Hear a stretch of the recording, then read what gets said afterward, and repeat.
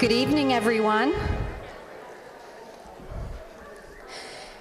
It being 7:30 p.m. on the 9th day of May, 2022, in the town of Grafton, I call the annual town meeting to order. Welcome. My name is Dawn Anderson, and I am the town moderator. I respectfully ask that you refer to me as Madam Moderator. My first order of business is to appoint David Robbins as my deputy moderator. Where is he? Where did he go? There he is. Hi. Normally, rows 1 and 2 to my left are reserved for visitors, but we have very many this evening, and I am very, very happy about that. Visitors that are associated with boards or committees may sit with those boards or committees if they have cleared it with me first. As you have seen, microphones have been moved a bit further up from the landing to accommodate Finance Committee's new seat down at the floor. Additionally, we have a wireless microphone available for those who are unable to navigate to the microphone. In the event that you would like to use it, please raise your hand and call for a point of personal privilege. State microphone, and someone will bring it to you. Please remember when you're speaking to state your full name and your address. There is no food or drink allowed in the auditorium, which I feel has already been violated. Shouting or outbursts will not be tolerated at any time. If you cannot adhere to the rules of town meeting, you will be asked to leave. Thank you. Tonight, voting will be done by electronic voting again. We have our remote controls. Did everyone get a remote control at registration? Excellent. I'd like to take a brief moment to thank Mr. Robbins for his invaluable institutional knowledge in preparing an incredibly in-depth manual that I promptly handed off to William, and to William Blake for doing the work of uploading the warrant and the PowerPoint to the software. Okay. We're going to start with a quick test. You press 1 for yes and 2 for no. Everyone, please press 1.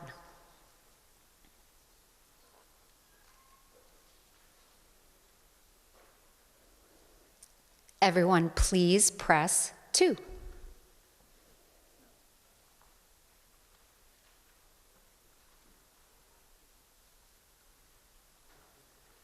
you do number 2 again? Press 2.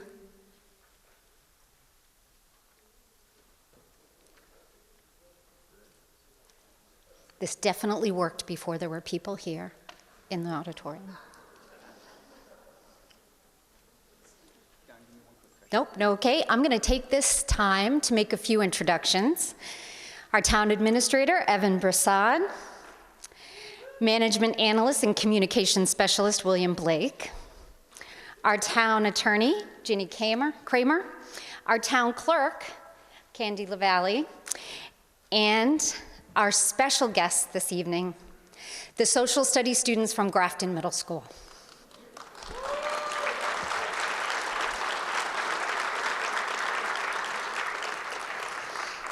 At the end of this month, the 8th grade will be resuming its annual field trip to Washington, D.C. for the first time since 2019. Oh my God, this is making me very emotional.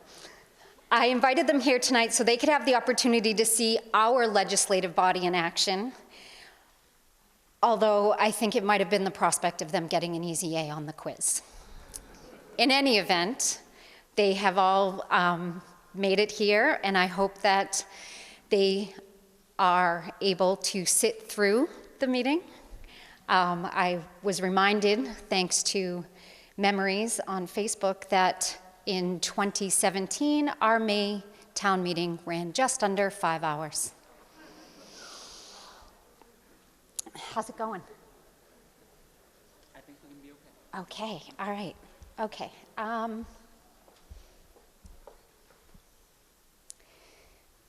Okay, we're gonna try that test again if everyone's ready.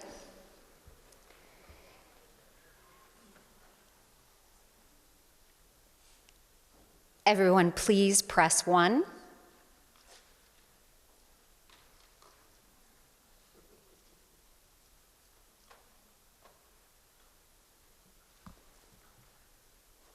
Everyone please press 2.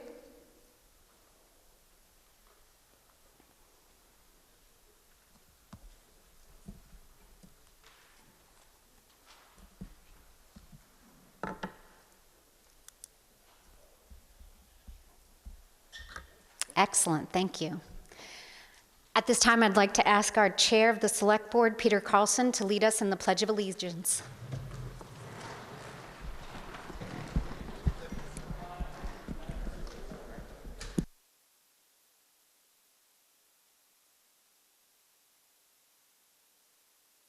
Thank you, Mr. Carlson. Before we begin, I have a few other things I'd like to say, because I don't get to be the center of attention very often. I would like to introduce the 2 new appointments to the Finance Committee, Roger Currier and Greg Maher.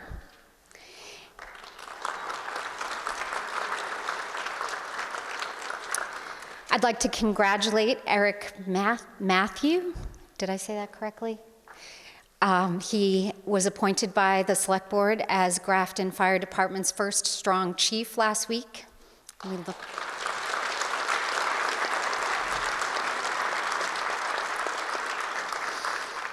And congratulations to Barbara Conley. She's retiring as Director of Grafton's Council on Aging this summer. Thank you so much for your service and enjoy your retirement.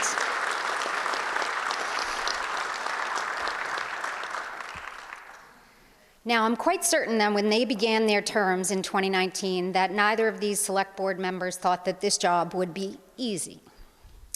But I bet they never saw navigating town and government through the first pandemic in 100 years. So I want to take a moment to acknowledge the tenacity and talent that they have brought to the Select Board. Peter Carlson, Doreen DeFazio, thank you.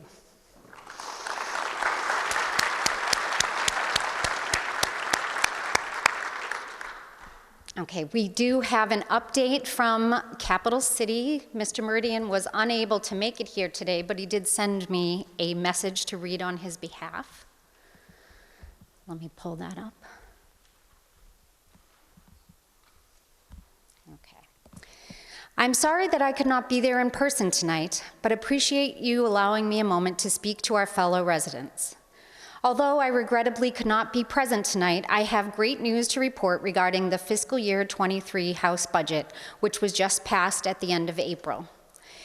If confirmed by the Senate, Grafton stands to receive $12,617,520 in Chapter 70 funding and $1,764,828 in unrestricted general government aid. These increases total $14,382,348, or over $1.3 million of new aid coming back into our town. I'm also proud to have secured $525,000 in additional funding for public safety improvements and Tufts Vet School support. While there are many other key initiatives within the budget I could recognize, I certainly wanted to take a moment to highlight our local investments. It is an honor to go to Beacon Hill each day to represent our town, and I will continue to work as hard in the future as I have since day one. Thank you all for your faith in allowing me to serve as your state representative, and Madam Moderator, thank you for the time to address town meeting.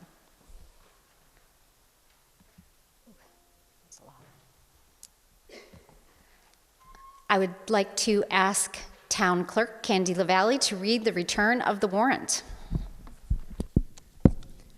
Commonwealth of Massachusetts Town of Grafton Annual Town Meeting Warrant, May 9th, 2022.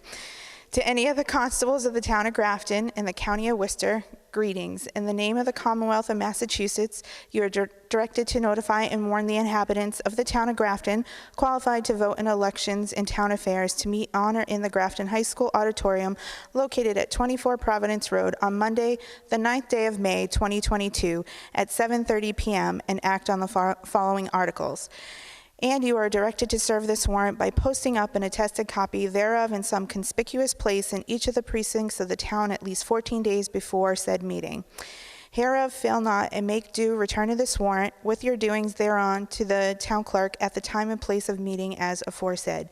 Given under the hands this 19th day of April in the year of the Lord 2022, Select Board, Peter Carlson, Chair, Colleen Roy, Vice Chair, Matthew Offen, Clerk, Doreen DeFazio, Raymond Mead. I've complied with the requirements of the above warrant and with the Town of Grafton bylaws by posting an attest copy of the warrant in some conspicuous place in each of the precincts of the town on the above date. Cynthia J. Ide, Constable of Grafton.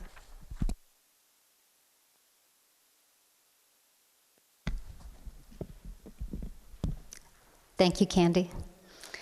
I'd like Evan to just briefly explain the two consent agendas that we have tonight and address why we did not have a special town meeting at 7 p.m. Sure. Thank you, Madam Moderator. So we have two consent agendas on this year's warrant. The first one incorporates Article 1 through Article 8. Those articles deal with the current fiscal year, which is normally what you would use a special town meeting for.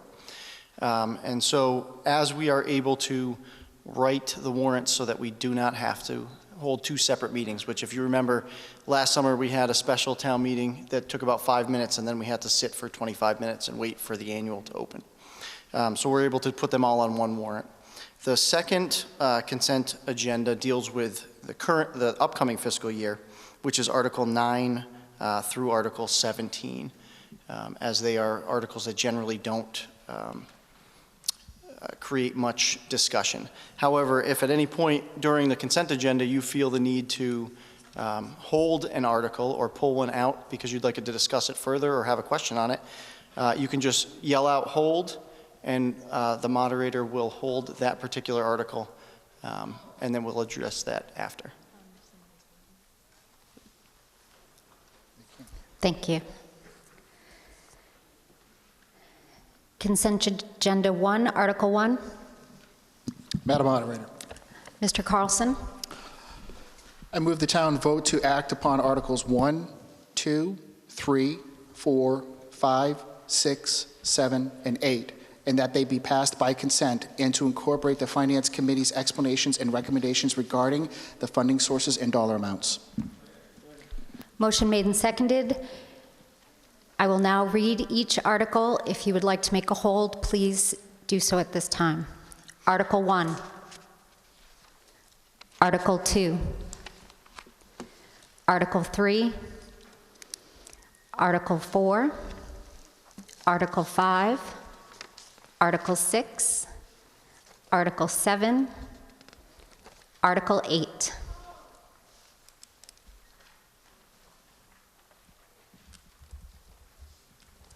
Was that a hold on Article 8? Thank you.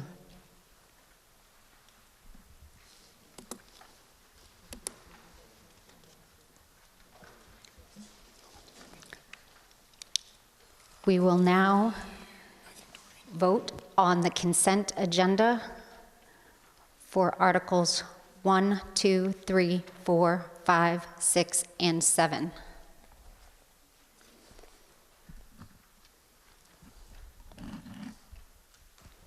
All those in favor, press 1.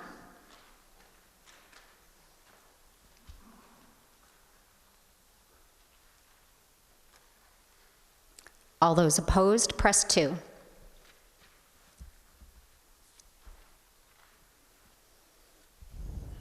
Voting is now closed. I declare the motion carried. Article 8. Madam Moderator, Ms. DeFazio. I move that the town vote to reclassify the remaining balance of $9,497 in the capital account demolition of Adams Road to the Hennessy project account. Second. Motion made and seconded. Any discussion on the motion?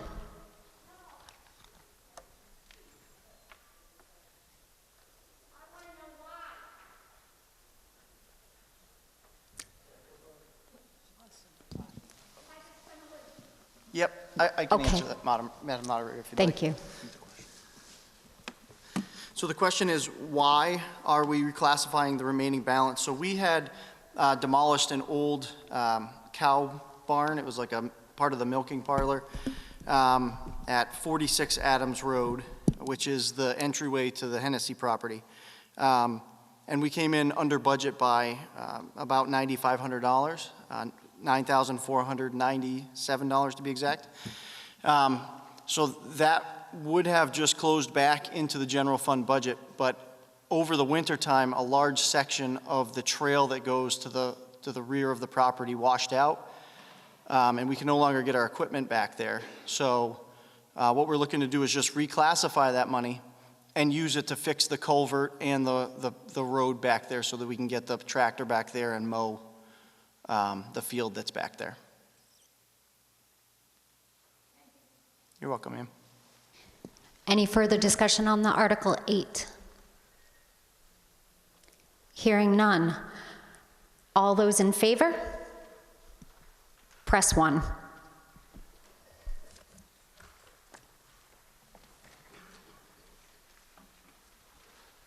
All those opposed, press 2.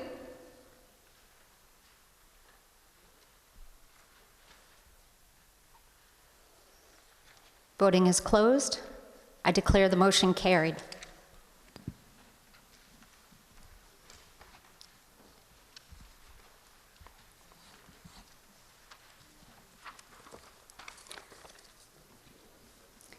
Consent Agenda 2. Madam Moderator. Ms. Roy? I move that the town vote to act upon Article 9, 10, 11, 12, 13, 14, 15, 16, and 17, and that they be passed by consent, and to incorporate the Finance Committee's explanations and recommendations regarding funding sources and dollar amounts. Motion made and seconded. I will now read each article individually, and if you would like to make a hold, please do so. Article 9, Article 10, Article 11, Article 12, Article 13, Article 14, Article 15, Article 16, Article 17.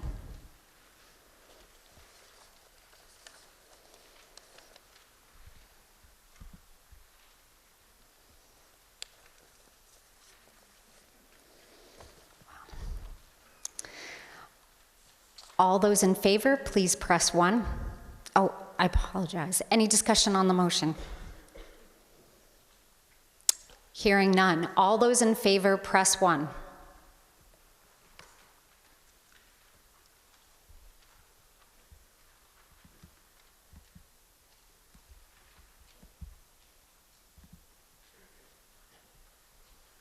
All those opposed, press 2.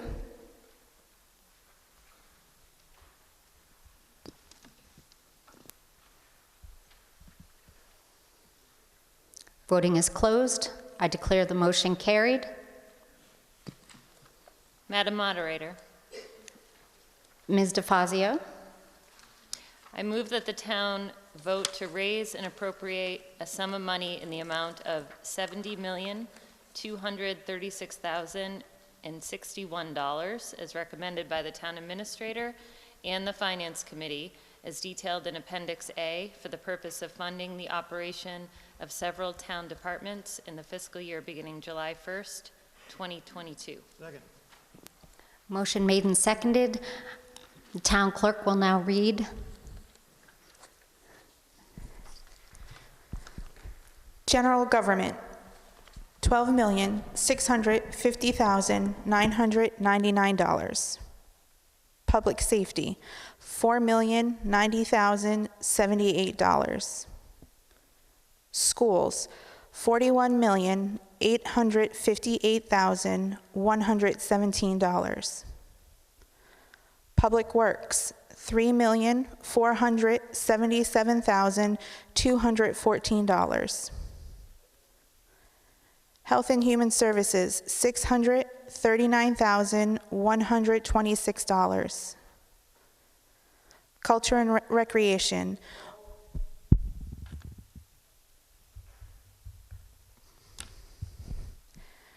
Debt services, $6,069,729. Capital articles, $10,000. Interfund transfers, $50,000. Total, $70,236,061.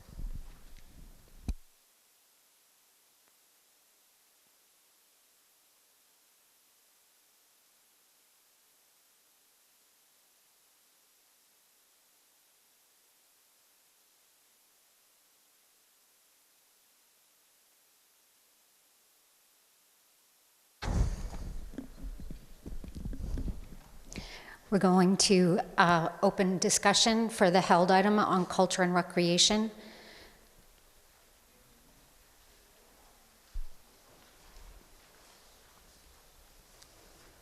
Bill Hanley, Brigham Hill Road, Grafton. Are you going to break these down into individual, or is this as far as we're going to go here? You mean, is it going to go into more detailed Yes. descriptions beyond the top line item? Yes. So you want to discuss something that's in the detail appendix? I want to discuss the library budget.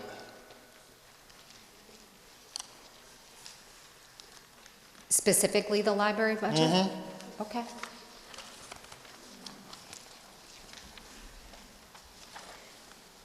right. Sorry.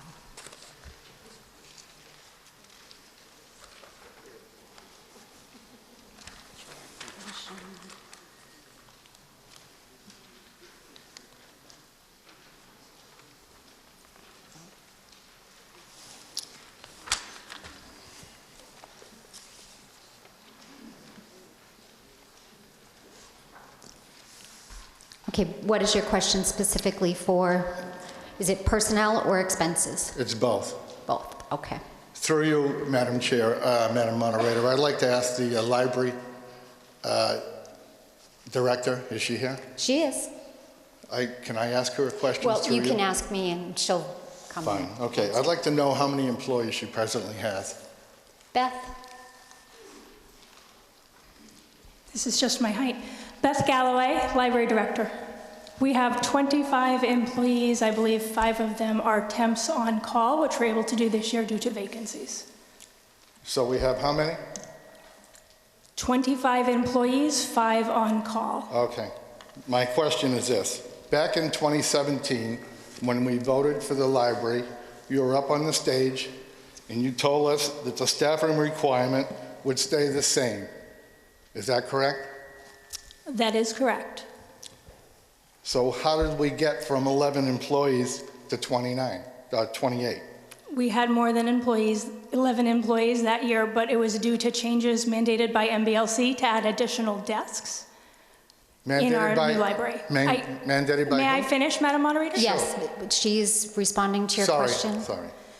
Thank you. That was also dependent on adding additional staff in the interim between getting the grant and executing the construction project, which didn't happen. All of those additional staffing requests were denied over the last 5 years in spite of my projections given to the town administrator. And I thought, passed on to Finance Committee, that we would need more staff to cover 25,000 square feet of space. I additionally said that we would absolutely need 60 hours of custodial coverage to cover the hours that the building was in operation, which I still have not received.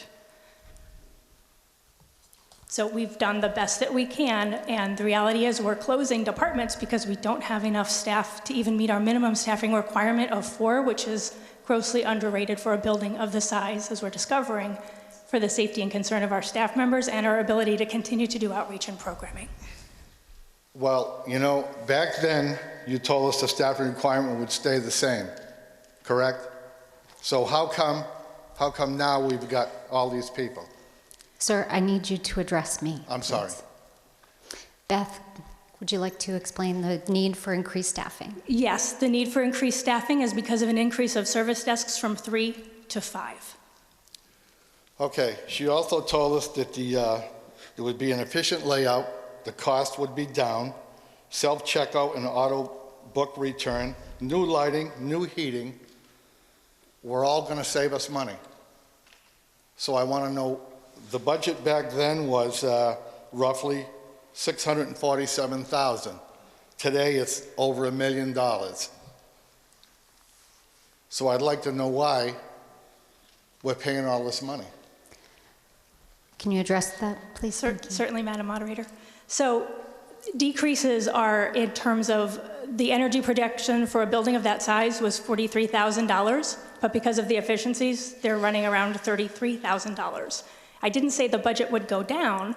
I said that the cost would be less because of the efficiencies that we've put in. And even with our self-check, we need staff to manage that and empty the book drop and take care of any issues with materials. I never said that it would replace any staff. And every time that we add programs and services, then we need more staffing for the building. And the current budget is, again, in line with the $1 million projection that I gave to the town administrator in 2017. If anybody wants to see what she said, just go back on the town meeting of 2017 and you'll see what exactly was said. And it's not what she's saying now. Now also personnel. Back then, your budget was $442,000. Today it's $771,000. What's the explanation? I believe she has answered that. There was requirements for additional staffing. All right, Do you have any other I'm questions done. beyond I'm done. that? Okay. but I'm not happy. And I would assume that a lot of other people in town aren't happy either. Thank you. Thank you. Any other discussion on the Culture and Recreation Library line item? Yes. May I just add, Madam Moderator and Bill, that we also did get some raises for staff who had been grossly underpaid, which was implemented in a 3-year increment. And then this year we added another $6,000 thanks to the results of the salary and classification survey to get staff in line with their colleagues, in towns of similar size. Thank you. You're welcome. Mr. Moderator. Yes, sir. Brooke Padgett, 23 North Street. I have a couple quick questions. The number on the budget, FY23, doesn't match what the town warrant has. So I wonder the discrepancy in that. And a quick questions on the interfund transfer. Just explain that. First, this specific, are we not talking about the library line item any longer? You're moving to another item? Yes. Okay. Well, one's the overall budget, so I guess that does encompass that. In the warrant, it says $72,953,856, and that number is $70,236,061. So the total in Appendix A is the general fund budget plus the capital budget plus BVT. This is just the operating budget. Okay, so I'm reading the finance committee lumped it all together, is that what you're saying? Yeah. Okay. Correct. And I guess my other question was the interfund transfer, it's $50,000, what was it? What was that Can about? you clarify what the interfund transfers are?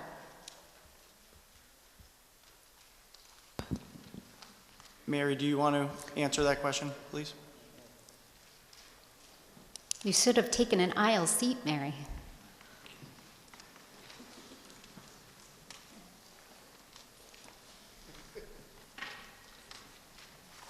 Hi, I'm Mary Lauria, Finance Director. The interfund transfer is for OPEB, and that will match our financial policy that we have, where we contribute $50,000 every year. So in the special, you've seen that we did the transfer at the special, so I just changed it up, and I'm going to do it on the annual town meetings. Thank you. Thank you. Any further discussion? Madam Moderator, my name is Stephanie Texera, 26 Sartell Road, and I am a library trustee member. I just wanted to add a little bit more color to the concern, if I may. Please. So every month we meet and discuss the library budget, staffing, foreseen problems that we are coming up with our new building. I'm hoping that everyone is loving the new library. We waited a long time for it. And the increase in personnel, that is really required for our library size, as the librarian said, Miss Beth Galloway. But the reason for that is if you go into the library right now and we don't have appropriate staffing, we are forced to shut down because of the Massachusetts Board of Library Commissioners for safety reasons. So if you wanted to access an area of the library and we don't have appropriate staffing, that really puts us at a limit where you're going to have to request that be opened up to get the materials you're looking for, and there's not the guarantee that we would be able to do that if we're short staffing. So I just wanted to add that color to for my town residents, and also if anybody has any concerns, again, we meet monthly, so please feel free to join our meetings. Thank you. Sorry. Hello, George Liam Houle, 68 Carroll Road. So I just wanted to double check because I was still confused that about, let's say, $2.5 million discrepancy between this budget and the one up there in the capital article section. That $2.5 million or so is for BBT. Evan? There'll be Article 18. We're on 18. There'll be 19 and 22. You'll see the BVT article as well as the capital article. So those both get backed out of this article. All right, I see. That makes sense now. Thank you. Yep. Any further discussion? Hearing none. All those in favor, press. Yep. Sorry. Don.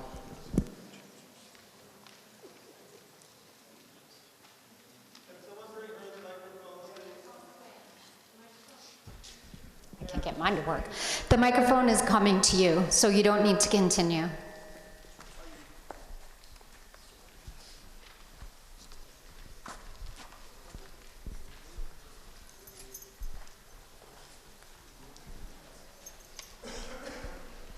Thank you. I have questions about the schools. Clerical salaries. Madam Moderator, point of order. Yes, There was Mr. no hold on any other of the line items except for recreation and culture. Yes, our only discussion is for the recreation and culture line item. Thank you.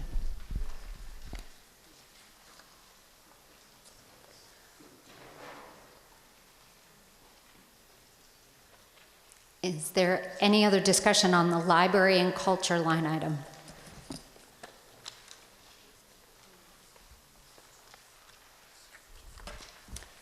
All those in favor of Article 18, press 1.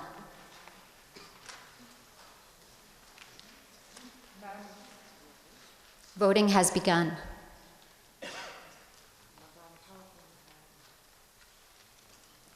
All those opposed, press 2.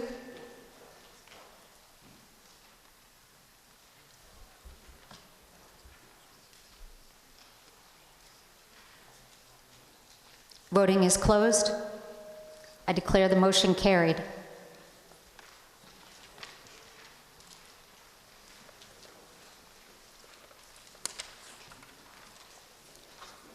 Article 19. Madam Moderator, Mr. Mead.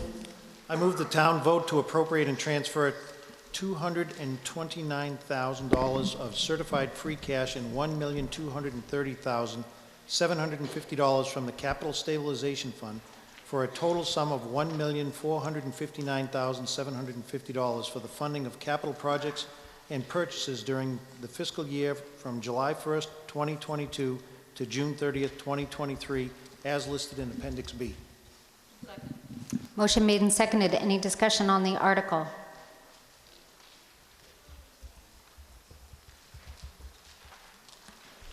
Hearing none. This requires a 2/3 vote. Madam Moderator? Yes, sir. I apologize. We have one person with their hand up in front.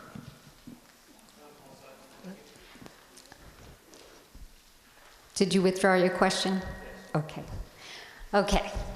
This requires a 2/3 vote. all those in favor, press 1.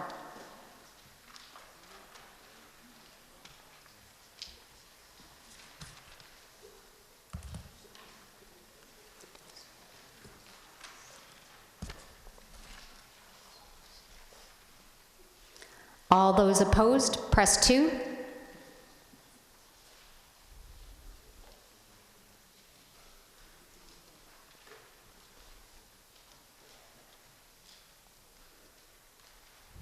Voting is closed.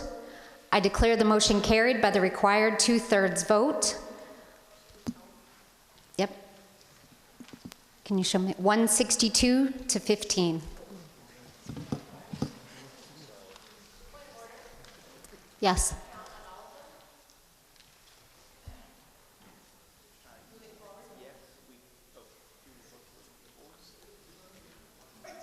I can't go backwards and recount the count, but I will make it announced at the end of every voting. Okay? Thank you. And that information, if it's a majority, 2/3 vote is the only one that was down, would have required it to be counted, and all the others were carried by a majority.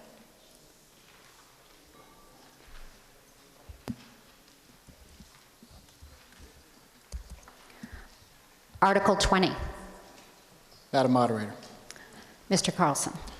I move the town vote to appropriate funds in the amount of $3,371,170 for the operation of the Grafton Sewer Department Enterprise Fund during the fiscal period from July 1st, 2022 to June 30th, 2023, as listed in Appendix C. Second.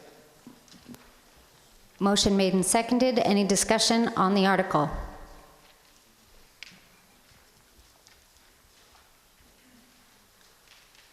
Hearing none, all those in favor, please press 1.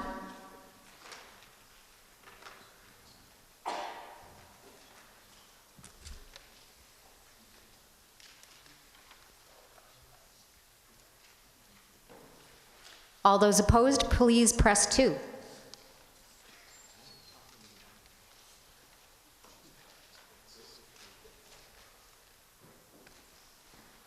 Voting is closed.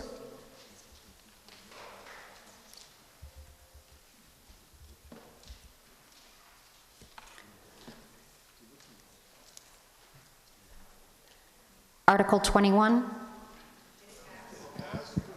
Oh, I apologize. I declare the motion carried by majority, 161 to 12. Electronic voting is a lot harder than just looking out and seeing hands. Article 21.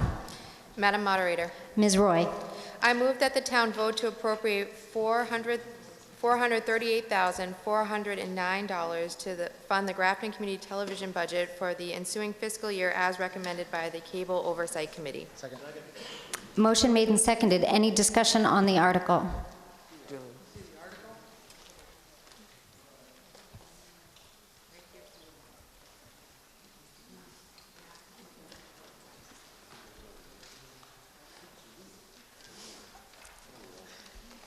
Any discussion on the article?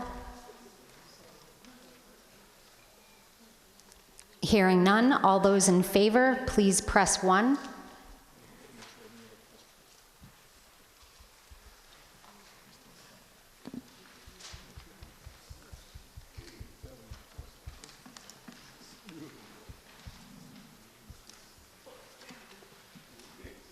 All those opposed, please press 2.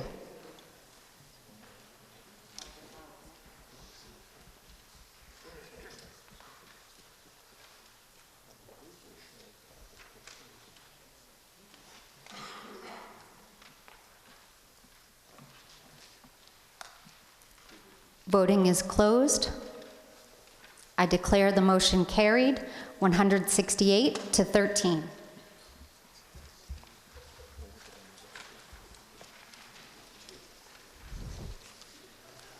Article 22. Madam Moderator, Mr. Often. I move that the town vote to raise and appropriate funds in the amount of $1,288,271 to pay the town's apportioned share of the net operating cost and capital assessment of the Blackstone Valley Regional School District. Second. Motion made and seconded. Any discussion on the motion?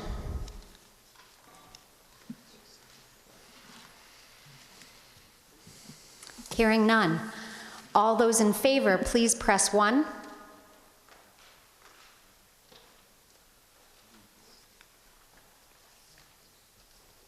All those opposed, please press 2.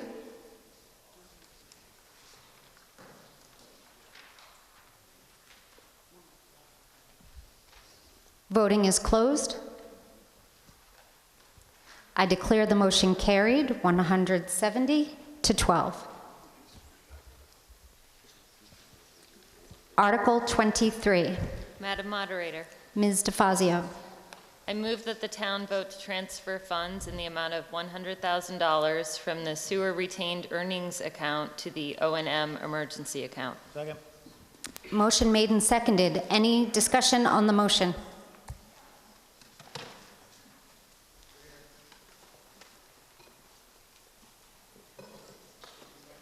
Can someone bring her the microphone, please?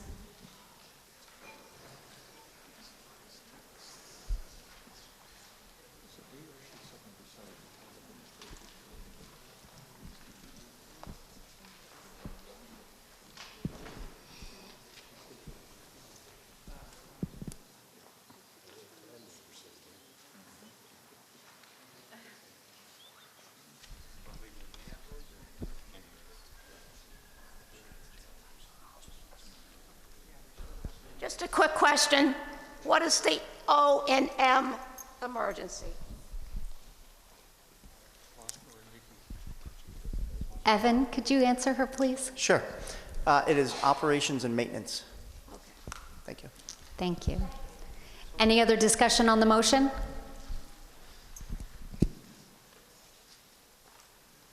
Hearing none. All those in favor, please press 1.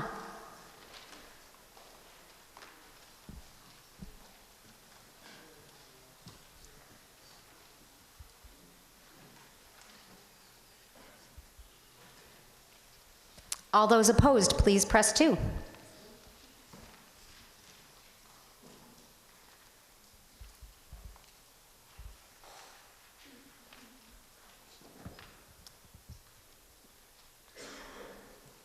Voting is closed.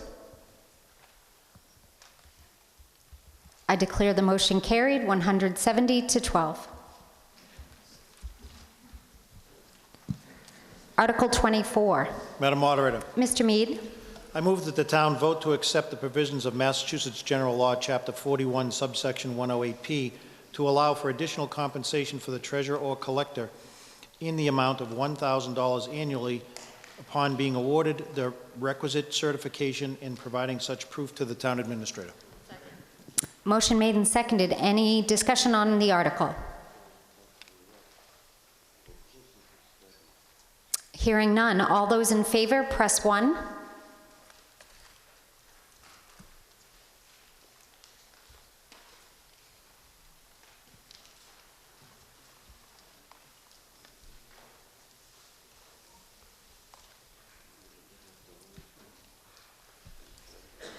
All those opposed, press 2.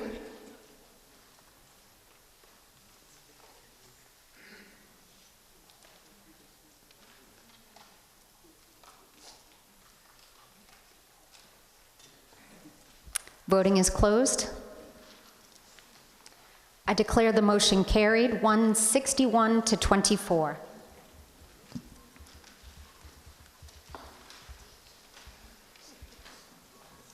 Article 25. Madam Moderator, Mr. Carlson. I move the town vote to accept the provisions of Mass General Law, Chapter 59, Section 21A, allowing for additional compensation for the assessor in the amount of $1,000 annually upon being awarded the requisite certification and providing such proof to the town administrator. Motion made and seconded. Any discussion on the motion? Hearing none. All those in favor, please press 1.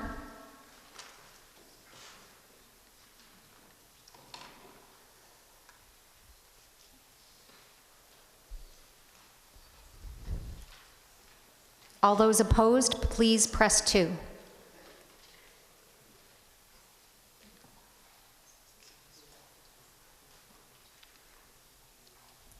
Voting is closed.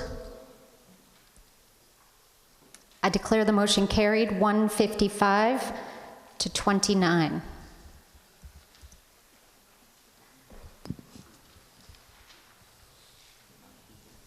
Article 26. Madam Moderator, Ms. Roy.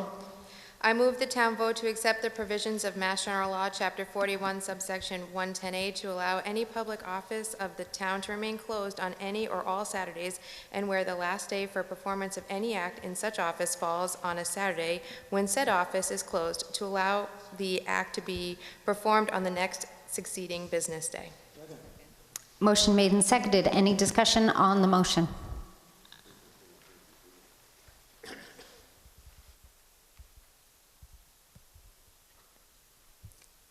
Hearing none, all those in favor, please press 1.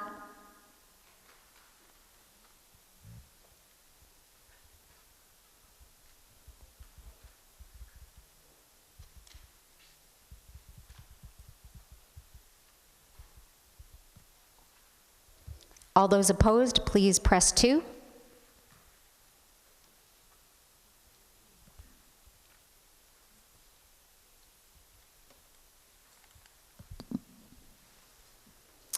Voting is closed. I declare the motion carried, 169 to 15.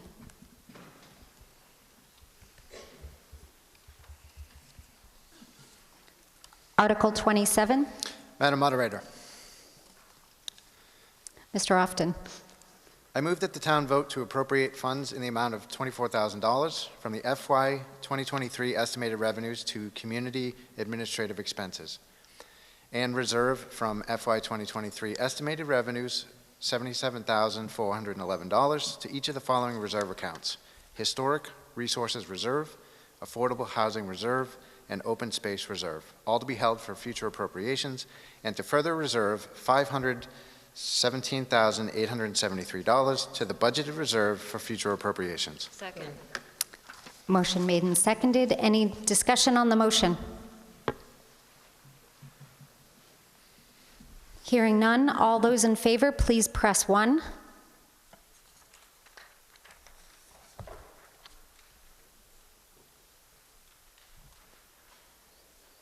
All those opposed, please press 2.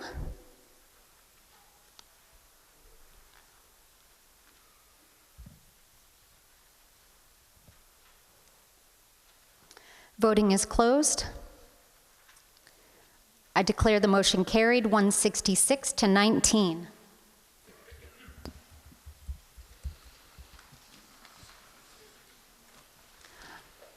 Article 28.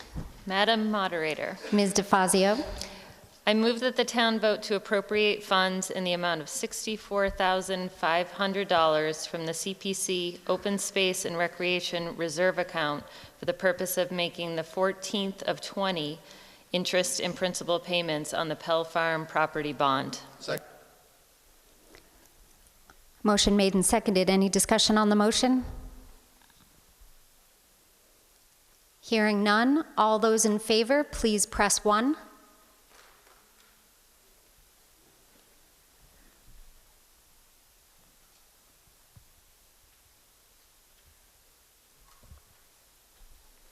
All those opposed, please press 2.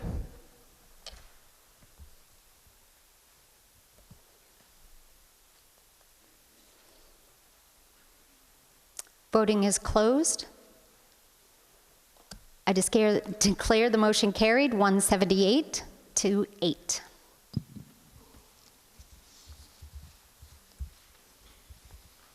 Article 29. Madam Moderator, Mr. Mead. I move that the town vote to appropriate funds in the amount of $74,100 from the CPC Historical Reserve Account for the purpose of making the 8th of 20 interest and principal payments on the Grafton Townhouse Restoration Bond. Second. Motion made and seconded. Any discussion on the motion? Hearing none, all those in favor, please press 1.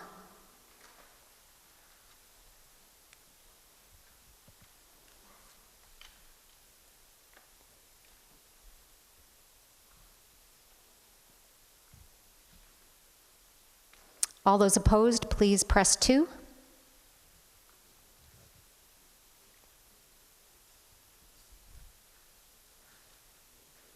Voting is closed. I declare the motion carried, 177 to 11.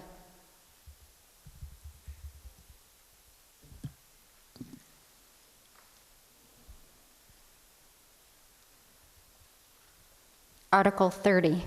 Madam Moderator, Mr. Carlson. I move that the town vote to extend the sunset provision for previously appropriated CPC funds set to expire on June 30th, 2022 for the restoration of the 1848 Howard and Davis scale and cabinet to June 30th, 2023. Motion made and seconded. Any discussion on the motion? Hearing none. All those in favor, please press 1.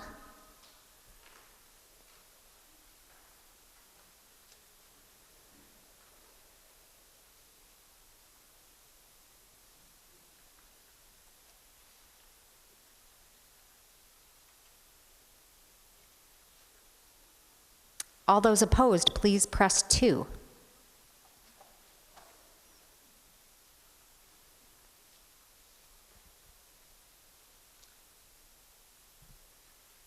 Voting is closed. I declare the motion carried, 169 to 14.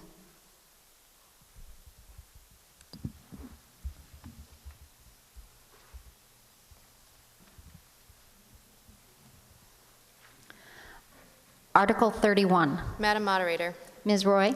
I move that the town appropriate funds in the amount of $135,000 from the Community Preservation Act FY 2023 budgeted reserve for the South Grafton Elementary School Playground Accessibility Project, with such funds to be expended by June 30th, 2024, unless the CPC by majority vote extends the deadline.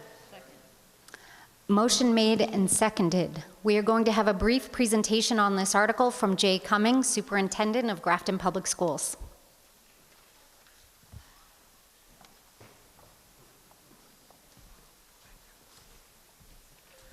Good evening. I am Jay Cummings, Superintendent of Schools, 1 George Hill Road. The school department, in partnership with the Grafton Disability Commission, is requesting $135,000 in CPA funding to complete a project designed to make the South Grafton Elementary School playground accessible to those with disabilities.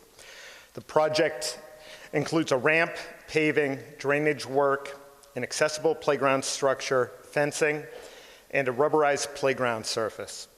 The total cost of the project is $280,000. The district has secured already $145,000 in capital funding, and we're now hoping to secure the final $135,000 tonight through the use of CPA funds. Thank you for considering this accessibility project.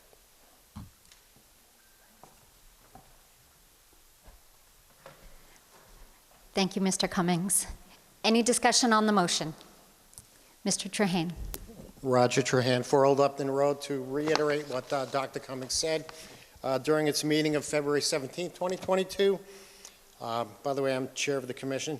The commission voted unanimously 7-0 to support this particular project. Initially, it was $280, and it's down to $135, and sent a letter of recommendation to the CPC, further noting that this project would complement ongoing initiatives to improve accessibility within municipal non-school facilities. So I guess it's about time to work on the school accessibility.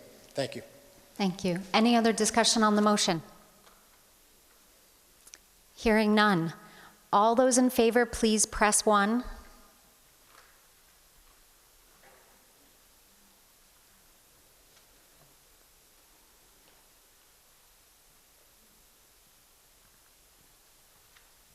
All those opposed, please press 2.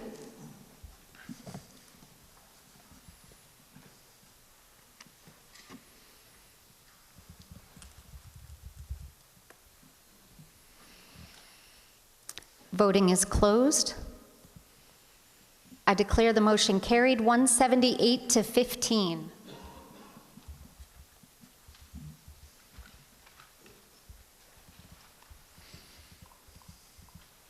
Sorry, I'm having computer issues.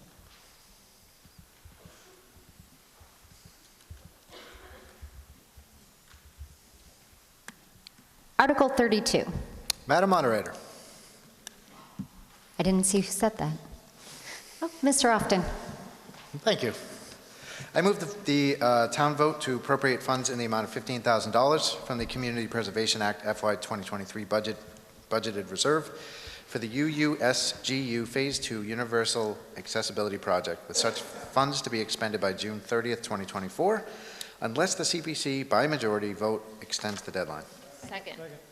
Motion made and seconded. We're going to have a brief statement on this article from Ted Bove, Congregation President of the Unitarian Universalist Society of Grafton and Upton.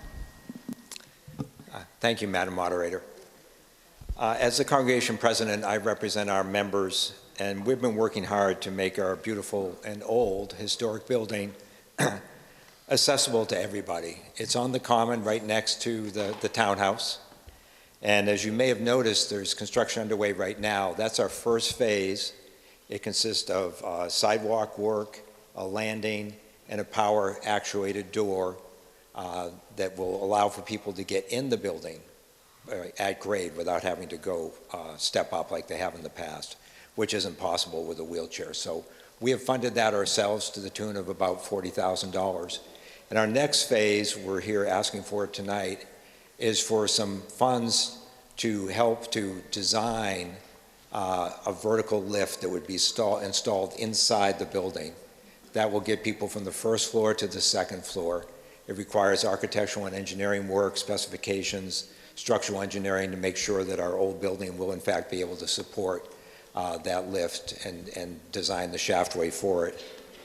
And we serve the community. Obviously, we want to be, and our part of the community have been for almost 300 years. We host Girl Scouts, Brownies, NA, AA. We are involved in Grafton Celebrates the Holidays, music groups, and other community events. So this accessibility will provide broader benefit to the community. So we're asking for $15,000. We'll come up with a match of $3,000 from our funds, and that'll pay for this architectural and engineering design work that we need to do in order to proceed. We've been supported by the Grafton Historic Commission, Grafton Disability Commission, Grafton Historical Society, Grafton Common Historic District Commission, and our neighbor, Apple Tree Arts. Thank you for your support. Thank you. Any discussion on the motion? Yes. Roger Trahan for Old Upton Road, Chair of Disability Commission. To reiterate what Mr. Bove mentioned, he actually came in front of Disability Commission along with a colleague on March 17th, 2022, and the Disability Commission voted unanimously 7-0 in support of this project and sent a letter of support to him and CC'd it to the CPC, the town administrator, and the rest of the commission. So we thought as a commission that this was a worthwhile project, so please vote yes. Thank you. Thank you. Any other discussion on the motion?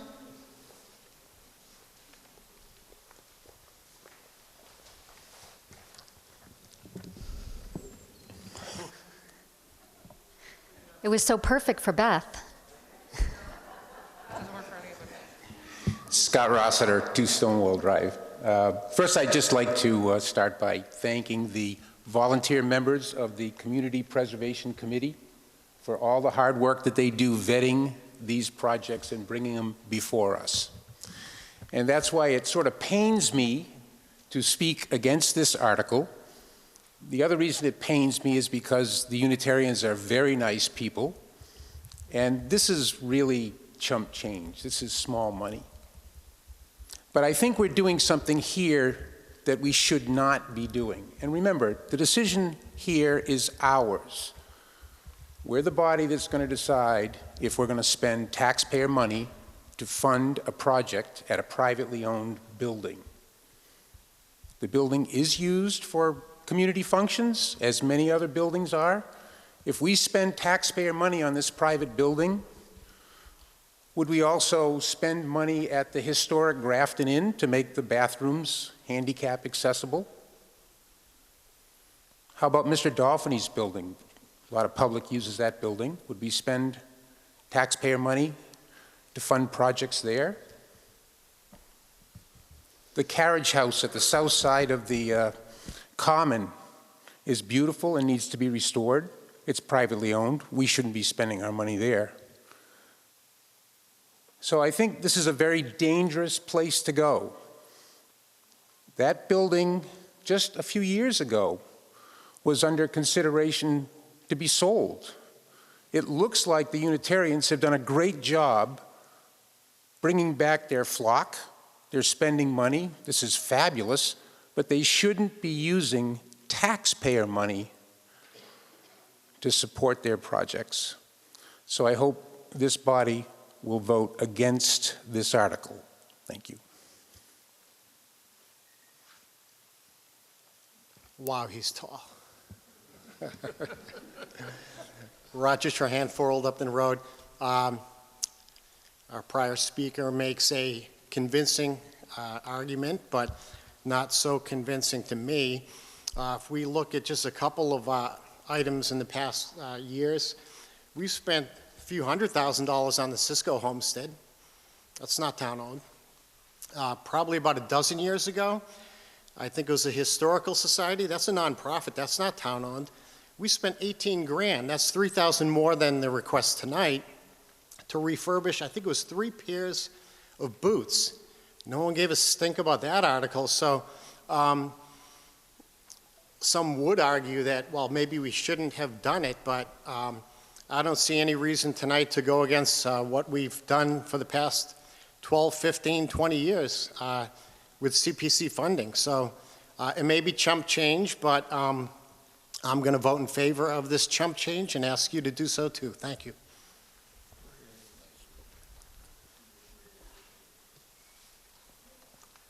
Paula Fredericks, 2 Brigham Hill Road. I have a question about the equipment that is being proposed, because I remember the library had something for wheelchairs, and after it was installed, the old library, people said it was scary to ride on, so I just want to make sure it's not the same kind of device. Oh, you are questioning what type of lift they're having installed? Because more than one person said that the kind of device that used to be in the library that was installed before the renovation was scary, and that it was like a waste of money. Okay. Yes, sir. Mr. Bovee will be speaking. Yeah, Madam Moderator, if I may. That's one reason we want to hire an architectural and engineering firm to get a proper device picked out. It's called a vertical lift. There are some now that are hydraulically operated, and they're much quieter than I believe the one that may have been in the library. I'm not sure exactly what it was, but the newer ones are quieter, and I believe they will pass muster with the Massachusetts Architectural Assessment Bureau if you get a variance, and that would be another part of our process, is to get assistance if we need to seek a variance. Okay. Thank you. John Stevens, Chairman of the CPC, 17 Millbury Street. This is an approved use of CPA funds. They can be used for private property as long as the Historical Commission designates that this is a worthy historical asset to preserve. But it's also based on our vetting of the project. It's a significant building on the Common, historic building on the Common. This is providing ADA access to the building. We voted, I think it's our February meeting, to approve this, and we're solidly behind it. This provides access to the entire building, and as he had mentioned, that this is for many, many purposes, and we have done the Cisco Homestead, we've done the Historical Society, and this is allowed within the law. Thank you, Mr. Stevens. Is there any other discussion on the article? Yes, sir. Thank you, Madam Moderator. Bill Yeomans, 297 Providence Road. I have one question. Have we, in the past, given CPC money to either the Congregational Church or the Baptist Church, which both have similar problems. I think the Congregational Church updated and installed a lift in the recent past. But my direct question is, have we given money to the Congregational Church to improve or to maintain that property? Mr. Stevens, can you respond? Neither of them asked for any funding. Okay. Is there any other discussion on the article and the motion? Hearing none. All those in favor, please press 1.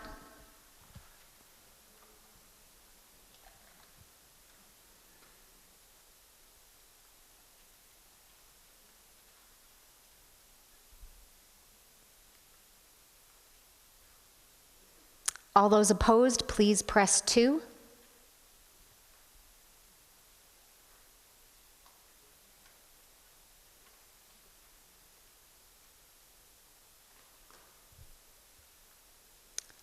Voting is closed. I declare the motion carried 133 to 65.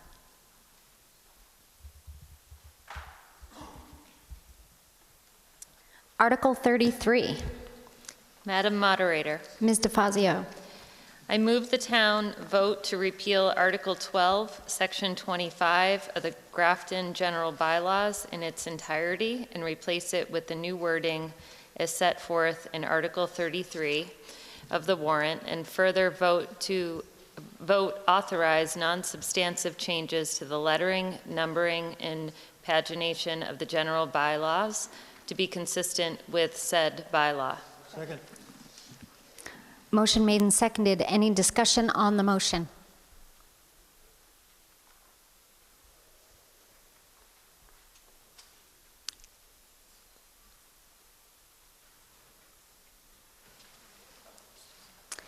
Just checking to see if they're going to stop at the mic on their way out. Hearing none, all those in favor, please press 1.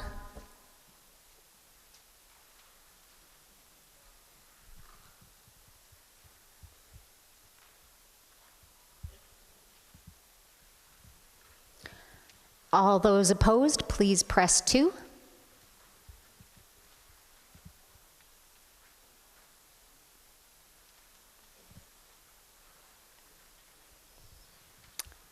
Voting is closed. I declare the motion carried 167 to 18.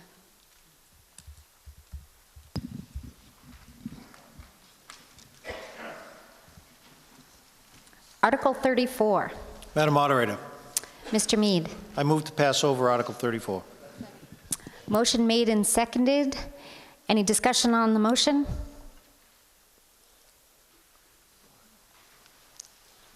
Roger Trahan for Old Upton Road. None of these Passover articles ever get any discussion, but this seemed to be an important topic, so what would be the reason why it's being passed over? Madam Moderator, I can answer that. Yes, Mr. Prasad. So what I was attempting to do there was accept a state statute that allows us to do this. Grafton has already codified that in a different way through the bylaw process, which I overlooked in trying to make sure that we had done this. So I'm more familiar with the state way of doing it. All right, thank you. We did it differently, so it's already covered. We're not. Any other discussion on the article? Hearing none, all those in favor, please press 1.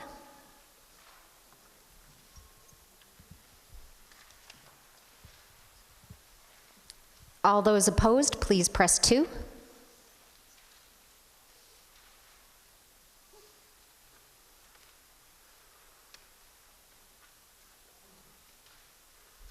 Voting is closed.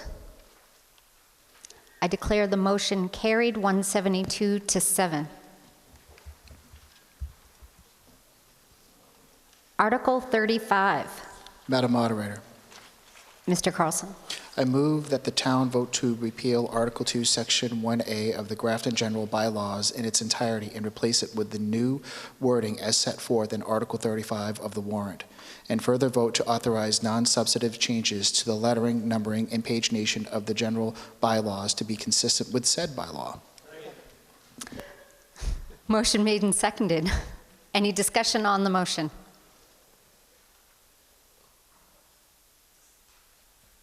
Hearing none. All those in favor, please press 1.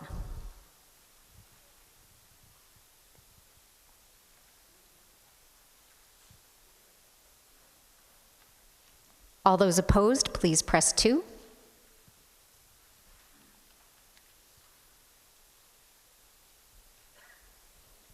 Voting is closed. I declare the motion carried, 176 to 6.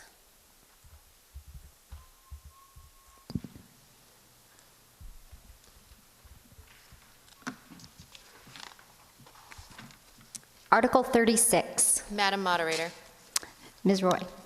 I move that the town vote to amend Article 37, Section 2 of the Grafton General No, Bylaw. 36. Yes, but I'm Oh, amending. I'm sorry. It's okay. Want me to start over? Sorry.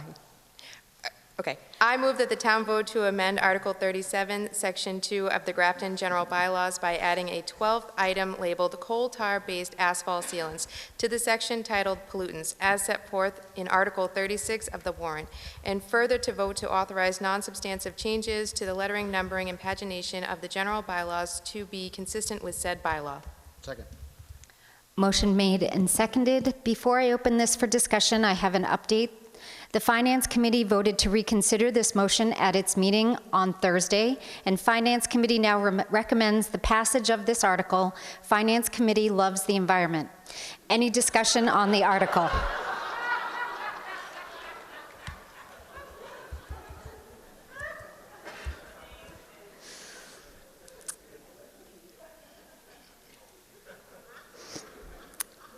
Yes, sir.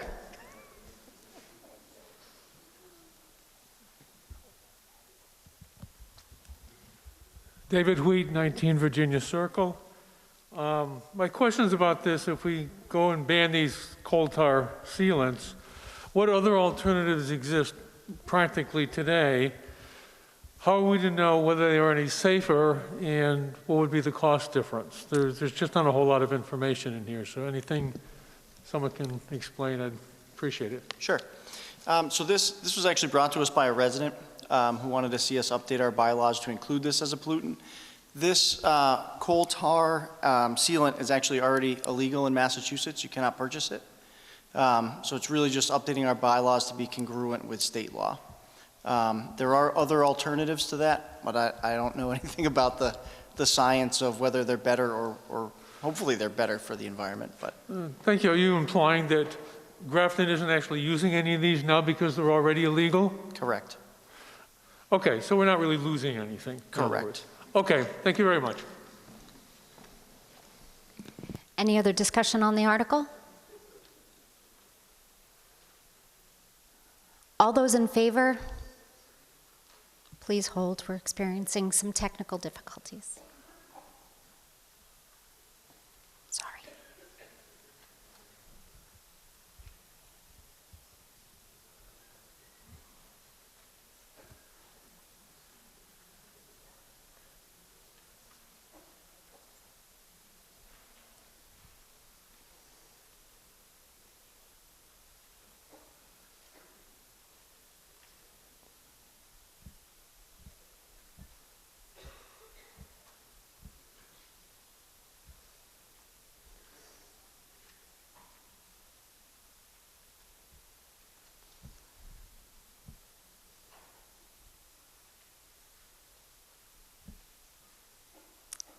Yep. Yeah. I'm going to take this through a show of hands. It's a majority vote. All those in favor, please raise your hand. All those opposed? I declare the motion carried.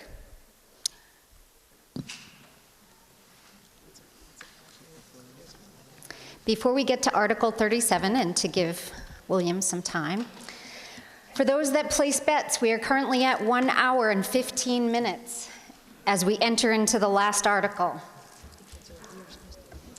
I want to take a moment to recognize the team of people who helped put this town meeting together, and any snafus, with the exception of what's happening right now, were mine. The Select Board, and again, I thank Peter and Doreen for their years of service to our community. The Finance Committee and Sue Fiacco for the sheer amount of detail she attends to at every meeting. Thank you so much, Sue. Grafton High School for hosting and all of your technical support this evening. I appreciate it very much. Grafton Community Television for broadcasting and recording the event. Thank you, Jack and Bill and Bob. Our town council, Ginny Kramer, for coming and spending her Monday night with us. Our town clerk's office, Candy, Paul, and all of our election workers who handled getting us registered and checked in tonight. And the town clerk would like to ask that you please return your remote controls when you leave. You can't take them home. They actually don't do anything when you are not in this building, so. Yeah.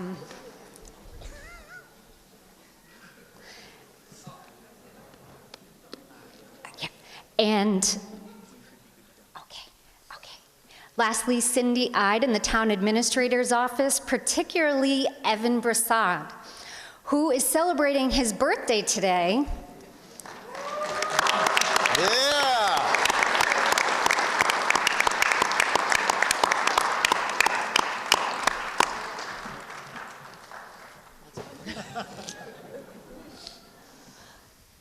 And I've been told that our software is back up and running, so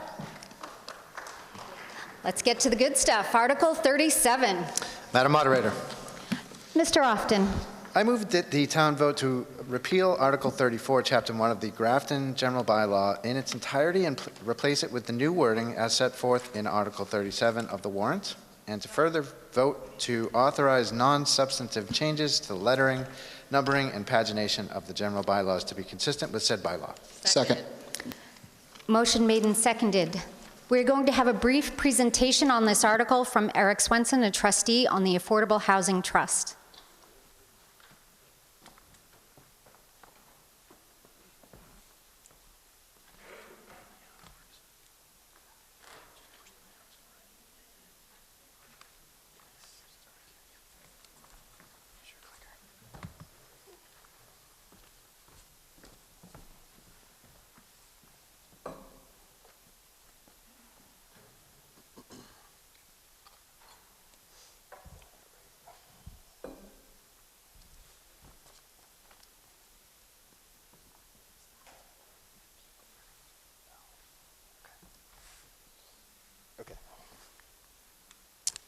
All right, thank you, Madam Moderator. The Affordable Housing Trust humbly asks town meeting to pass Article 37. Passing this article creates equity on the Community Preservation Committee by providing the Affordable Housing Trust a voting seat on the committee. This will balance the represented interests on CPC. That was the right slide.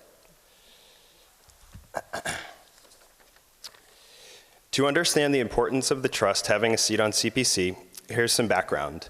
The CPC recommends projects to town meeting that can be funded with Community Preservation Act dollars. These projects are restricted to those involving the promotion of open space, outdoor recreation, historic preservation, and affordable housing. CPA dollars are the main source of the trust's operating and capital reserves.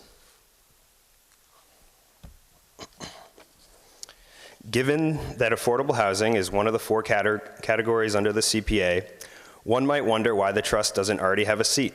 This is due to the fact that Grafton passed the CPA locally in 2002 before affordable housing trusts for towns were codified into law.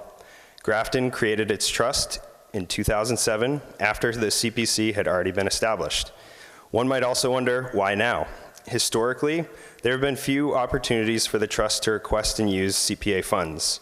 However, now there are many opportunities due to heightened developer interest in Grafton.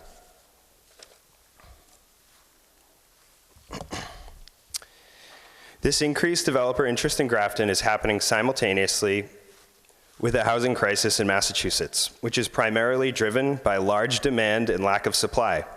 Grafton is no different. It is less affordable for working class families than ever before. Just 5 years ago, Grafton's average home price was $347,000 according to Zillow. Today, it is $511,000. Home prices rose an astounding 15.4% in just the last year. It seems like every open house has 50 cars lining the street and even more offers. If Grafton wants to help address this crisis, the time to act is now. Currently, the affordable housing CPA category does not have complete permanent representation on CPC, while other categories do. Open space is guaranteed a voice and vote via the Conservation Commission seat.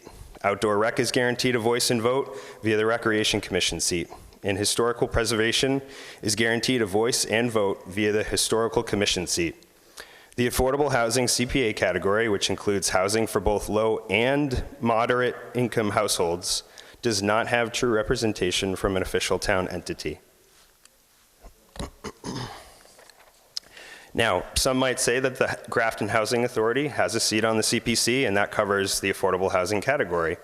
However, the Housing Authority and Trust are very different in how they operate and the kinds of populations they serve. This was detailed by the Housing Authority's rep on CPC in their last meeting. Specifically, the Housing Authority serves low and no income populations with an eligibility approval process run by the state of Massachusetts. The trust serves a wider population that is less restricted and critically includes moderate income households. The Housing Authority does vital work, no doubt, but does not have the same responsibilities as the trust.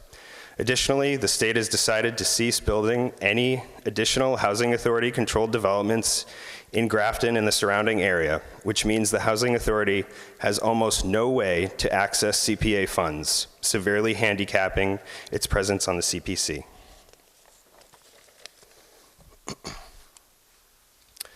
Benefits to the town. Having a vote on the CPC elevates the trust's voice.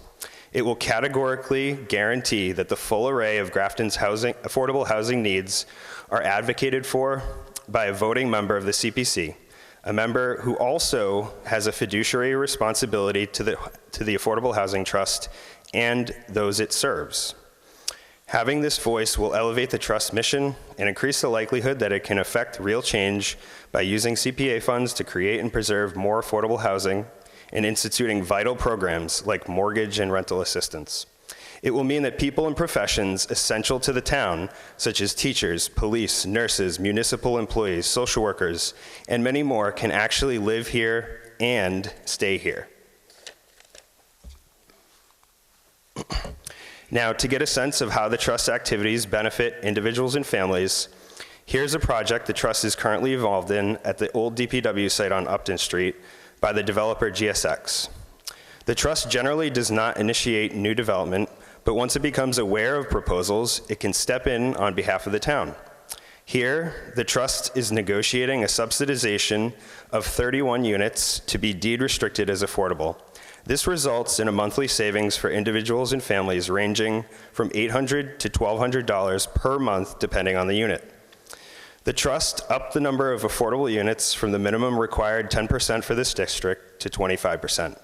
This will more than double the number of affordable units and produces a yearly savings to residents of over $400,000 in rent payments. Now, hopefully it is clear why the Trust needs representation and how that representation benefits the town. There will likely be objections raised, most involving these three areas on the screen. Regarding community participation in at-large seats, 7 of the 9 seats on CPC are community volunteers, and 2 are from elected boards. That won't change. Trustees are community volunteers appointed to the Trust by the Select Board for short 2-year terms. A trustee will then serve on CPC if this passes. This presentation details how there is a current inequity on CPC in represented interest due to challenges the Housing Authority faces in obtaining any CPA funding and how it serves a narrower slice of the affordable housing population. While several of the ideas put forth by CPC in recent communications to enhance the communication with the Trust are admirable and could be implemented in addition to Article 37 passage, the best, most direct, and most enduring way to improve communication is by putting a trust seat on the CPC. Votes elevate voices. In closing, the Community Preservation Act's intent is to fulfill its namesake, preserve the community. Preserving the ability of a community's existing residents to continue to live there is fundamental to this mission. Right now, Grafton has significant affordability changes, and you have the power to change that. Right now, many of Grafton's generational families and potential future generational families will struggle to stay here. You have the power to change that. Right now, many of Grafton's most vulnerable have little or no housing options when faced with a crisis. You have the power to change that. The phrase, "this isn't necessary," has no place in this conversation. You have the power to help make a difference in people's lives. The trust humbly asks you to help make that difference and pass Article 37. Thank you.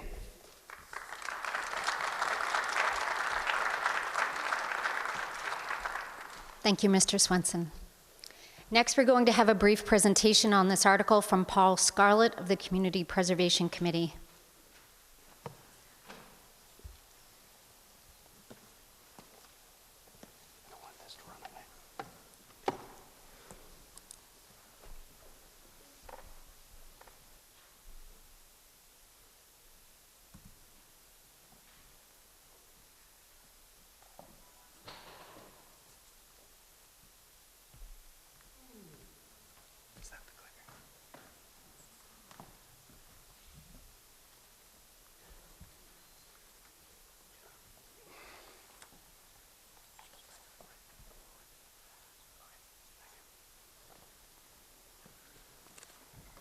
Good evening, everyone. I'm Paul Scarlett, 47 Carroll Road.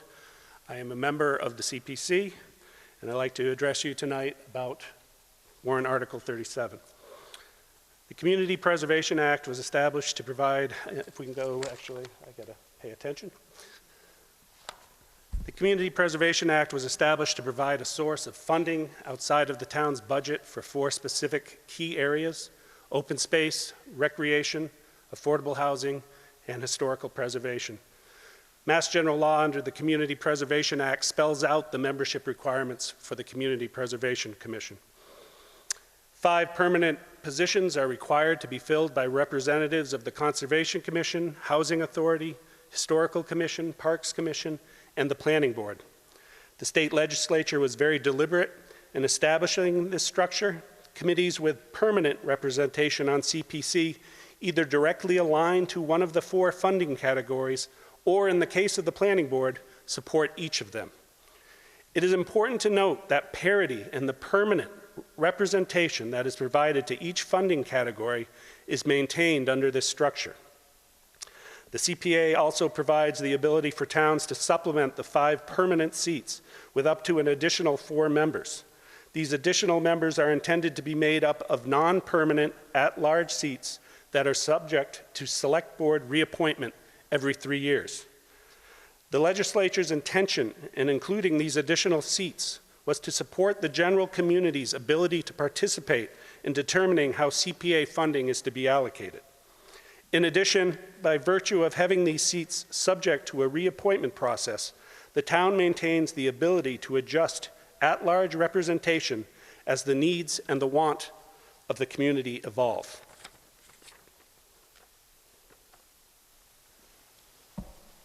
The proposed bylaw amendments under Article 37 would create an inequity in the permanent representation of the 4 CPA funding categories by creating 2 permanent positions representing affordable housing interests. Stacking permanent seats in this fashion is not recommended by the state entity that was established to support communities in the implementation of the CPA. The Coalition for Community Preservation has in fact made it very clear that doing so not only creates an imbalance in the permanent representation of the funding categories, but also takes away an opportunity from the general public to participate in the CPA process. The Coalition has further advised that many communities across the state are taking proactive steps to block the very type of situation Article 37 would create, a stacking of permanent seats in favor of a particular funding category. It is not necessary to have a seat on CPC to secure CPA funding. Many groups routinely request and receive such funding without need for CPC representation. Among tonight's CPA articles are 3 such examples: the school committee's request for accessibility improvements at the South Grafton Elementary School's playground, the Unitarian Society's request for assistance with accessibility planning, and the transfer of the Affordable Housing Reserve to the Affordable Housing Trust. CPC annually brings a warrant article to town meeting proactively requesting transfer of the annual 10% affordable housing allotment to the Affordable Housing Trust. This is not required by the CPA, but is supported so that the Affordable Housing Trust can have funds available for project opportunities that might be missed if they had to go through CPC's routine application process. CPC has also supported bringing every single grant request made by the Affordable Housing Trust to town meeting, and town meeting has in turn improved each and every one of them. Except for the 2020 request for CPA funds to provide rental assistance during COVID, a worthy and creative idea that was brought to the attention of the Affordable Housing Trust by CPC, the last such funding request made by the Affordable Housing Trust was in 2006. The Affordable Housing Trust has received over $1 million in CPA funding to date, without need for representation on CPC. And additional funding could have been considered had the Affordable Housing Trust chosen to advocate for it. Despite this existing support for affordable housing, there is still an opportunity to enhance the relationship between CPC and the Affordable Housing Trust through joint Affordable Housing Trust CPC meetings, inclusion of a standing Affordable Housing Trust item on CPC's monthly agenda, and CPA workshops designed to increase the understanding of the CPA process. That said, there are available approaches to gaining a seat on CPC that would not involve removing volunteers and disregarding the coalition's advice. The Affordable Housing Trust could follow the example of groups like the Historic District Commission and the Grafton Land Trust, both of which have a vested interest in CPA, just like Affordable Housing Trust does, and no direct CPC representation. Both gained that representation by seeking out an at-large seat. One of CPC's at-large seats is in fact up for reappointment next month. And insomuch as the Select Board has communicated strong support for the Affordable Housing Trust having CPC representation, securing that seat should not present any hurdles for them. If permanent representation, though, is an absolute for the Affordable Housing Trust, there is an alternative for that too. One that would provide a permanent seat while maintaining parity in the representation across all 4 funding categories, and better yet, would not require removal of any sitting CPC volunteers. By increasing the Affordable Housing Trust membership to 9 from its current 7 and filling 1 seat with the CPC's Housing Authority representative, the Affordable Housing Trust would achieve their goal. While the Housing Authority and the Affordable Housing Trust missions may not be identical, they are both at their core concerned with affordable housing. The Housing Authority has also made it very clear that it supports AHT's mission, given the 2 recent letters of support drafted by its chairperson and another sitting member. I will close with a quote from Stuart Saganor, Executive Director of the Coalition for Community Preservation, which directly relates to the proposed bylaw changes under Article 37 and explains why the Coalition does not support them. It further takes CPA away from its goal, which is to have all 4 at-large slots be from the general community. You already have 5 town boards represented on your CPC. The at-large slots are supposed to be the chance for general town citizens to get input into CPA. In our view, taking away an at-large slot further concentrates the power in the hands of town government and not the community at large. Thank you for your time, and I hope you will vote no on warrant Article 37. Thank you, Mr. Scarlett.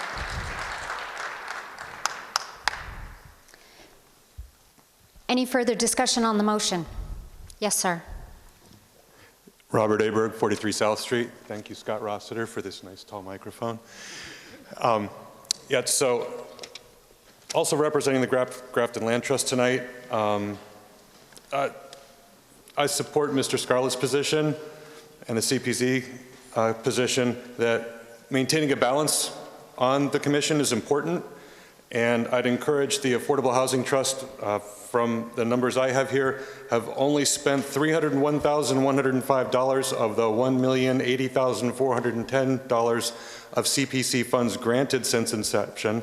So the money that's been granted has not been spent, and hearing that there hasn't been an application since 2006, I would encourage the Affordable Housing Trust to submit more applications for Community Preservation Act funds. And I think that would be a better way to maintain balance and support affordable housing for everybody in town. Thank you. Further discussion on Article 37.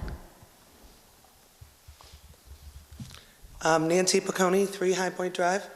I just kind of want to, it's probably the same thing that Paul Scarlett pretty much said. I looked up on the Community Preservation Coalition, the composition of the CPC required by the CPA statute, and there's 5 required members of a CPC. 1 voting member from each of the following municipal committees. The Conservation Committee, which is represented by Sandy Brock. The Planning Board, which is represented by Justin Wood. The Historic Commission, which is represented by John Stevens. The Housing Authority, which is represented by Jim Gallagher. And says the Board of Park Commissioners, which is our rec department, which is Kristen Bellinger. Article 37, by changing the seat permanently, creates an inequity in the permanent representation of the 4 funding categories like Paul brought up. We have representation from all those categories. I think the suggestion for the AHT to go through the Housing Authority is a great suggestion, or a CPC member to go to the AHT. But with so little activity with the AHT and the CPC recently, it just doesn't make sense to have double representation for affordable housing on the CPC. I think we should keep the 4 at-large members. Thank you very much. Scott Rossiter, 2 Stonewall Drive.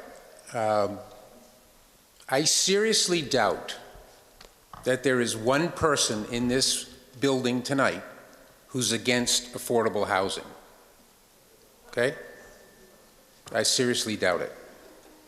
Okay? CPA funds, again, have been sent over to the Affordable Housing Trust in excess of $1 million. That's without having a member hardwired to their committee, by the way. They've spent 30% of that. This looks to me like a solution looking for a problem. There is no problem here. All that nice stuff that you saw in the first slick presentation and the words equity, that's all going to happen anyway. You don't need to change this process to make that happen. The process we have today works well. I recommend you vote against this article. Thank you. Thank you. Yes, sir. Hi, Nick Talcott, 57 Waterville Street. So I'm not fully up to speed on the petty politics between these 2 groups, because clearly there's some history here. But at the end of the day, you know, both presentations straight up said CPA funds are supposed to be used for affordable housing, right? There are currently no permanent appointees on the CPC that advocate for that. The Housing Authority, unless your presentation was wrong, has no authority over those funds and can't access CPA funds. To me, it's a no-brainer to support this, right? Everyone supports affordable housing. Let's have a representative on the committee that can access those funds directly. Thank you. Thank you.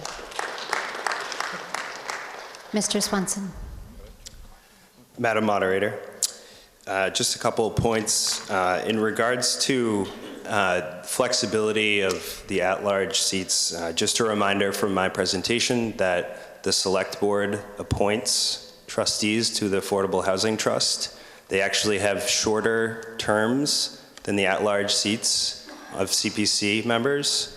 So if there was a desire to change whoever the trustee was on CPC, the Select Board could easily remove that person or choose not to appoint them. And frankly, they could turn over the entire trust in 2 years.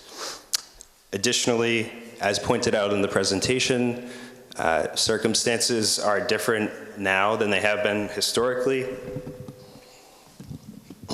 Sorry, I guess I'm just going to hunch over. And I would also point out, for the people that are pointing out that the trust has not spent money in the past, again, this was addressed in the presentation, but I would also note that the entire Affordable Housing Trust was turned over from 2020. No current trustees were on previous versions of the trust in the last several years before that, and some of the members have been on in the past as single members. This is a new trust. We want to be more proactive. We want a voice on the CPC. That's why we're asking for this article to be passed. Additionally, $1 million sounds like a lot, but over the 15 years that the trust has existed, CPC has given out $1 million to the trust. That's probably 10 to 11% of the funds that have been expended through CPA. So you're talking over $10 million. $1 million of that was given to the trust. And while the money was not spent in the past, as the GSX project demonstrated, the trust is going to be spending money. In fact, that project, if it goes through, will exhaust the Affordable Housing Trust funds. Another reason why we're asking for representation on CPC. And some of the comments in the presentation by Mr. Scarlett, there is precedence for this happening in Massachusetts. Milton and Harvard have already put trustees on their CPC through bylaw changes. And finally, you will hear a lot about process. This isn't the way we do things, et cetera. What the trust is asking for is to do the right thing. Thank you. Thank you. Mr. Gallagher. Jim Gallagher, 31 Hollywood Drive. Just a little background. I've been on the Grafton Housing Authority for 40 years, and I am one of the 2 remaining charter members of the CPC. Having said that, at the very beginning, when the Affordable Housing Trust was just being organized, I was there with them trying to get this going, with the folks who initially brought it together. We talk about all the money that has gone to them. To start up an activity like that, there's so much money that's got to go to pay for consultants, to set up plans and things like that before you can start talking about building houses. So they have done stellar work since then in bringing the idea about affordable housing forward as best they could. One of the things I was really concerned about is the comment that there has been no representation for affordable housing. So what you were saying is basically Jim Gallagher has done nothing over the past 40 years, and I can tell you that I have. From the Housing Authority, on my watch, we added 20 units of affordable housing in the town of Grafton. We don't do it all the time. I have regular meetings with the executive director of the Housing Authority, and we've gone over sections where CPA could be able to help the Housing Authority, and we haven't asked for any money from them for that. But the point that I'm looking to make here is this, is I have been there. I have worked hard. I am a big advocate of affordable housing. I do not sit down and wait for anyone else to do anything else. It has been my passion for 40 years. And to find someone to stand and have the audacity to say that there's been no representation, I take great offense to. I will tell you this, is that we have the 4 alternate members. They can be appointed. Just a little sub-note here. Every single time the Affordable Housing Trust brought a request to the CPC, it was approved and sent to town meeting. This issue that's coming up right now, if they need more money, just like the 3 other people who had articles approved earlier today, All they have to do is fill out the form. It's on the town's website. They can request the funds, and they can be assured that I will do everything within my power to protect any affordable housing that is possible in this town. So you've got 4 seats that can be appointed. We've paid you every single thing that you've asked for. So I say we maintain the status quo. Let me do my job, and I will make you proud. Thank you. Thank you.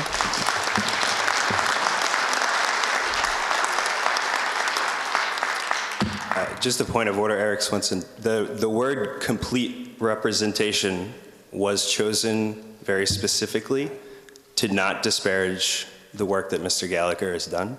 I just want to point that out. Thank you. Thank you. Ms. Often.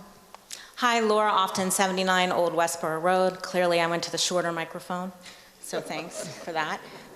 I want to thank everybody on both committees for this. I'm sitting here thinking, imagine fighting this hard for less inclusion and less equity on a committee. Our committees, our town committees, are not fraternities and sororities.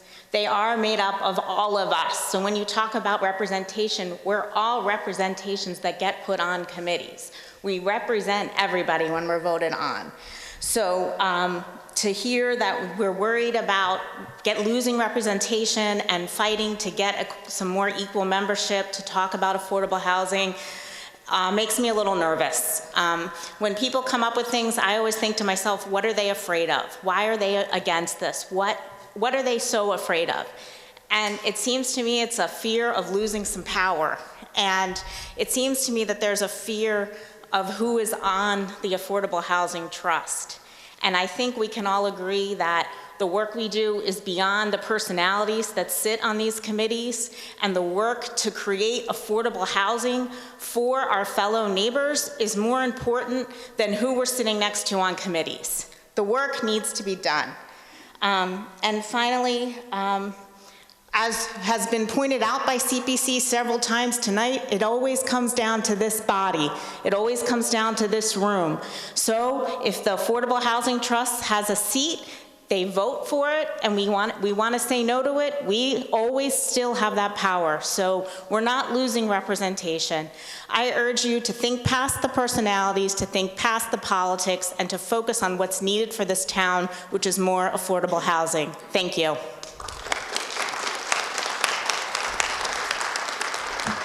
I should have gone to the shorter microphone. Adam Tankanau, 5 Hillside. Thank you, Madam Moderator. I just want to appreciate everyone. It's taken a long time. We all want to watch the Celtics game. I don't usually speak at these things, but I got to say something. The current Affordable Housing Trust is made up of 2 previous select board members and 1 current select board member. So when you say that it is equity that we're looking for, I don't feel like we are equally represented on that board. So I just want to point out that when people are taking away a seat that someone like myself can fill, and replacing it with someone that has been appointed by people that they know, I do take that to not be representative of this room. So please take that into account for those who don't know. Thank you.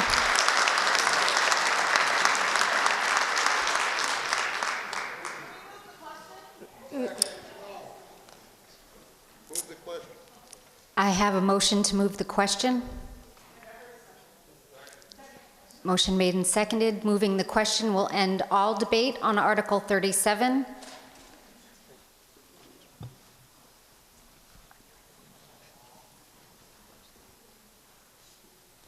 All those in favor of moving the question?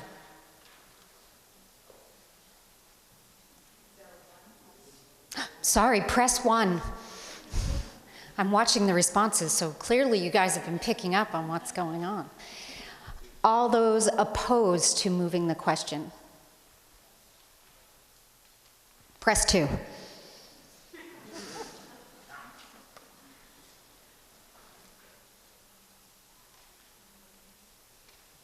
Voting is closed. The motion to move the question has passed. We will now vote on Article 37. Count on that vote. What 132 to 55.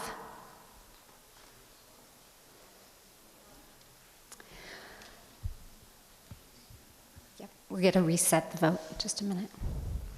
But in the meantime, I'm just going to reread Article 37, to see if the town will vote to repeal Article 34, Chapter 1 of the Grafton General Bylaws in its entirety and replace it with the new wording provided below, and further that the town authorize non-substantive changes to the letter, numbering, and pagination of the general bylaws to be consistent with said bylaw.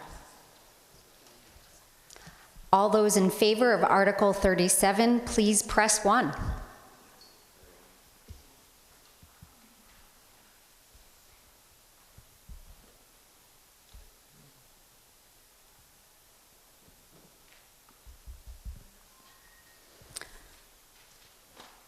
All of those opposed to Article 37, please press 2.